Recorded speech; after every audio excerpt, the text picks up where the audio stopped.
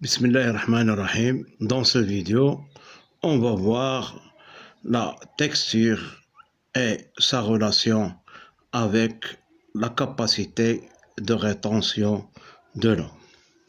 Donc, cette figure montre la texture du sol et sa relation avec l'humidité bien sûr du sol. On voit ici le sable limoneux argileux, limon argileux sableux, limon argile. Donc la texture diminue. La structure à granulométrie décroissante.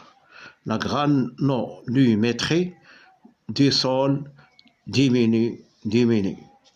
Donc la texture diminue. Donc le sable limoneux argileux, limon argileux sableux, limon argileux, argile. Que veut dire cette texture? Dans cette texture qui est décroissante, on part du sable, puis du sable limoneux argileux, veut dire le sable plus le limon plus l'argile, puis le limon seul, puis le limon avec l'argile et le sable, puis le limon avec l'argile seulement, puis l'argile. Qu'est-ce qu'on constate? Plus qu'il y a du sable, plus qu'il y a de sable, plus la granulométrie est grande. Donc quand il y a du sable, ici, la granulométrie diminue, voilà jusqu'à l'argile. L'argile contient les plus petits éléments, des éléments qui sont très fins. Donc, et sa relation avec l'humidité.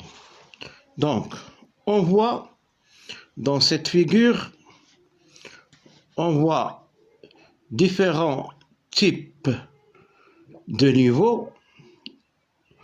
Ici, l'eau inutilisable, l'eau utilisable.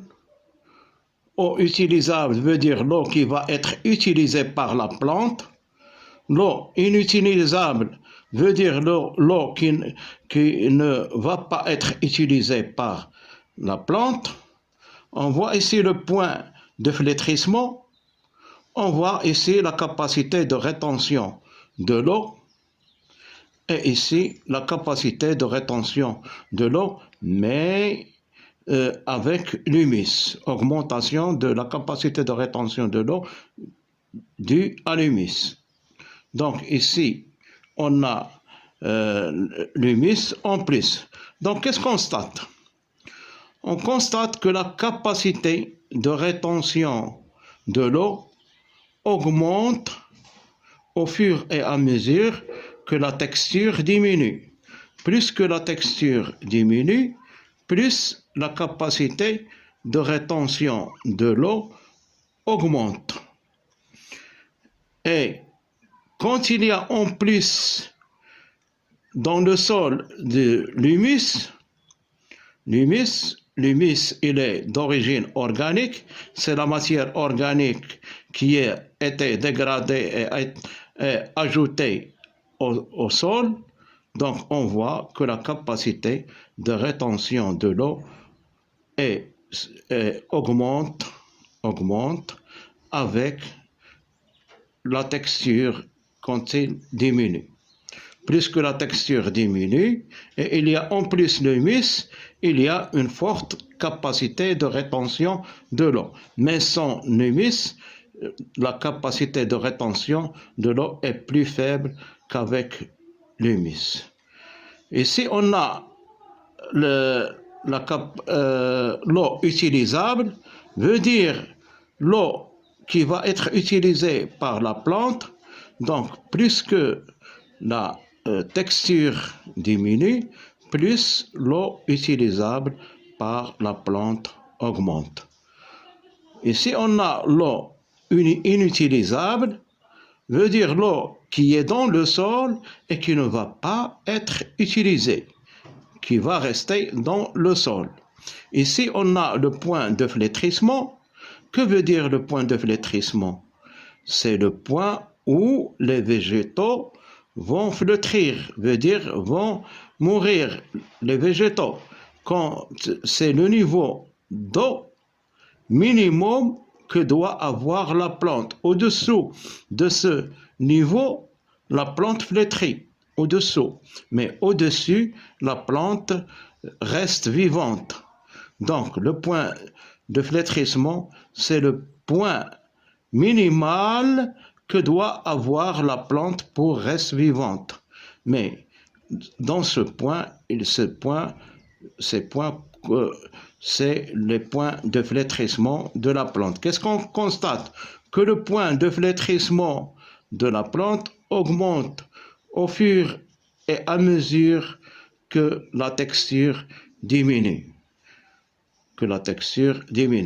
Donc, cette figure montre les différents types de l'eau qui existent dans la plante, dans le sol. Il y a l'eau inutilisable qui ne va pas être utilisée par la plante, et il y a l'eau utilisable, et on voit la capacité de rétention de l'eau qui augmente quand la texture diminue, et la capacité de rétention de l'eau veut dire quand le sol retient l'eau, qui augmente quand il y a, en plus du sol, il y a l'humus qui est d'origine organique. Donc, un sol qui contient les éléments minéraux avec l'humus est un sol qui va retenir l'eau suffisamment. Merci.